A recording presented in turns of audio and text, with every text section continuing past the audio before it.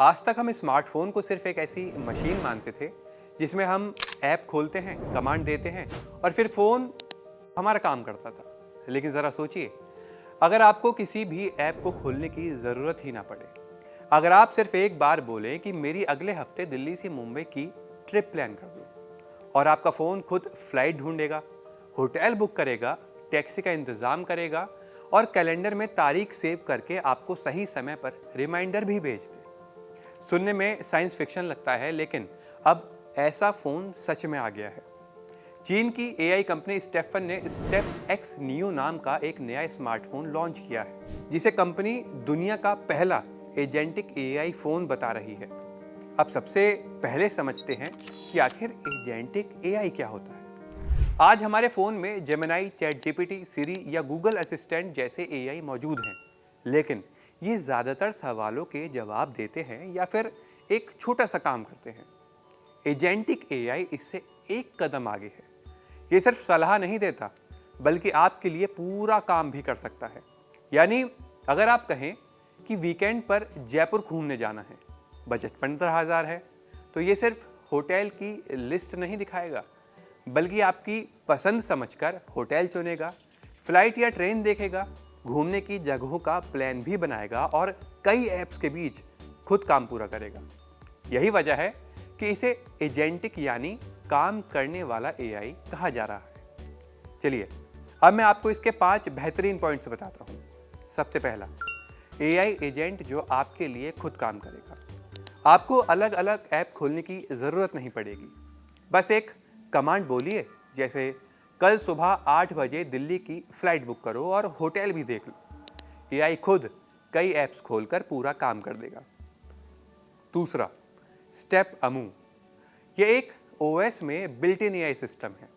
ये सिर्फ चैटबॉट नहीं है, बल्कि पूरे ऑपरेशन सिस्टम का हिस्सा है। फोन की सेटिंग, ऐप, कैमरा और वेब सर्विसेज को एक साथ कंट्रोल कर सकता है। यानी एआई सिर्फ जवाब नहीं देता, बल्कि एक्शन भी लेता है। अब तीसरे पॉइंट की बात करते हैं, ऑफलाइन एआई प्रोसेसिंग। कई एआई फीचर्स इंटरनेट के बिना काम कर सकते हैं। ऑन डिवाइस एआई मॉडल होने की वजह से स्पीड तेज रहती है और प्राइवेसी भी बेहतर रहती है। अब बात चौथे पॉइंट की, लाइव ट्रांसलेशन इन 32 लैंग्वेजेस। जी हाँ, 32 भाषाओं में रियल टाइम ट्रांसलेशन। कैमरे से किसी बोर्ड, मेन्यू या डॉक्यूमेंट को स्कैन करके तुरंत अनुवाद कर सकता है। ट्रैवल और इंटरनेशनल कम्युनिकेशन के लिए काफ़ी उपयोगी फीचर है ये। जी हाँ। अब बात करता हूँ 5वें पॉइंट की। ये आपकी जो हैबिट्स है ना, जो आपके डेली टास्क है, उनको याद कर लेता है। यही समय के साथ साथ आपकी आदतें, पसंद और रूटीन सीखता है। उसके बाद meeting, reminder, travel, payment, messages और दूसरी रोज़मर्रा की चीज़ों को पहले से ज़्यादा स्मार्ट तरीके से ऑटोमेट कर सकता है। इस फ़ोन की सबसे बड़ी खासियत इसका एआई असिस्टेंट है, जिसका नाम है स्टेप अमू। ये कोई अलग ऐप नहीं है, बल्कि पूरे ऑपरेटिंग सिस्टम का हिस्सा है। यानी आपको बार बार अलग अलग ऐप खोलने की ज़रूरत नहीं पड़ेगी। आप सिर्फ अपनी भाषा में बोलेंगे और फ़ोन खुद समझ जाएगा कि कौन कौन से ऐप इस्तेमाल करने हैं। मान लीजिए आपको ऑफिस मीटिंग के लिए बाहर जाना है।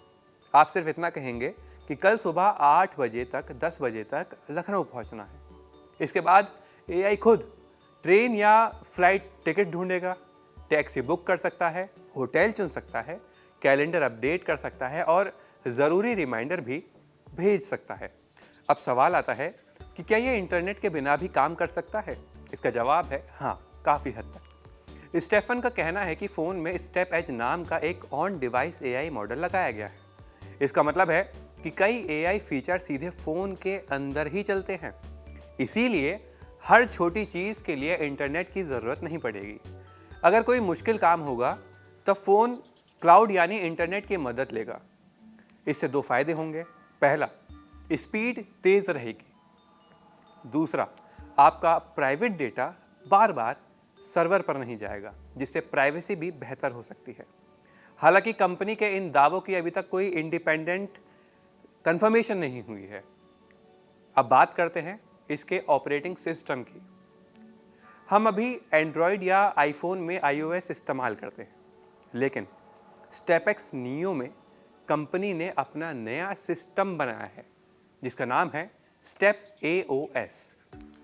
कंपनी का कहना है कि ये एंड्रॉयड, लिनक्स और RTOS जैसी तकनीकों का मिक्सचर है। इसका पूरा डिज़ाइन AI को ध्यान में रखकर बनाया गया है। यानी यहाँ ऐप सबसे इम्पॉर्टेंट नहीं है, बल्कि AI सबसे इम्पॉर्टेंट है।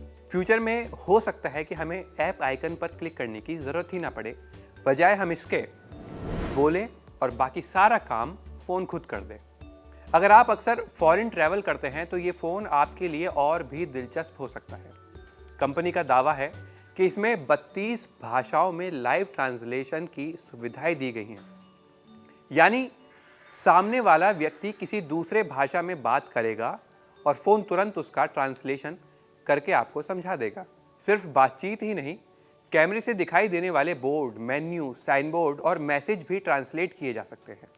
फ़ोन कॉल और टेक्स्ट मैसेज का भी रियल टाइम ट्रांसलेशन पॉसिबल बनाया गया है। यही नहीं, ट्रैवल के दौरान ये फ़ोन आपकी काफ़ी मदद कर सकता है।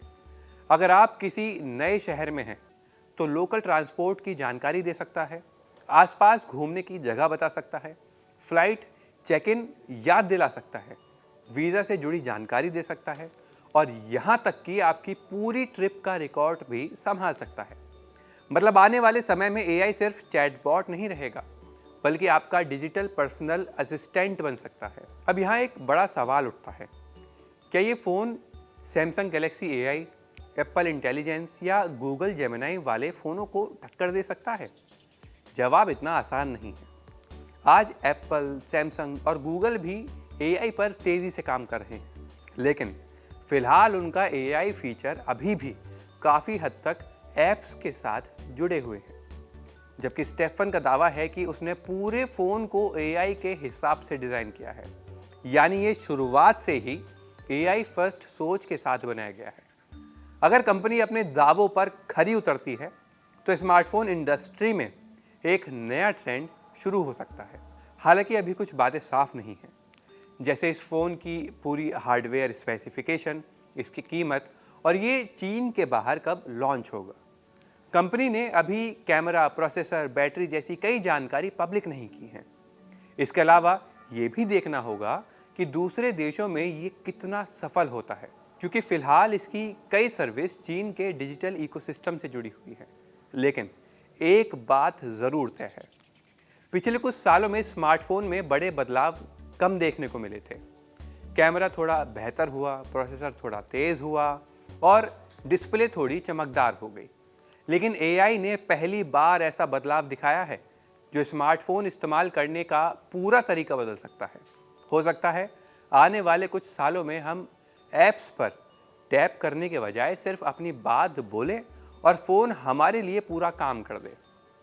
यही वजह है कि टेक दुनिया की नज़रें इस फ़ोन पर टिकी हुई हैं, क्योंकि अगर एजेंटिक AI सफल होता है तो भविष्य का स्मार्टफोन सिर्फ एक डिवाइस नहीं रहेगा, बल्कि आपका ऐसा डिजिटल साथी बन जाएगा जो आपकी आदतों को समझेगा, आपके फैसलों में मदद करेगा और बिना बार बार निर्देश दिए आपके कई काम खुद ही पूरे कर देगा। शायद आने वाले समय में हम स्मार्टफोन नहीं बल्कि AI कंपेनियन इस्तेमाल कर रहे होंगे और हो सकता है कि स्टेपेक्स नियो उसी भविष्य की पहली झलक हो।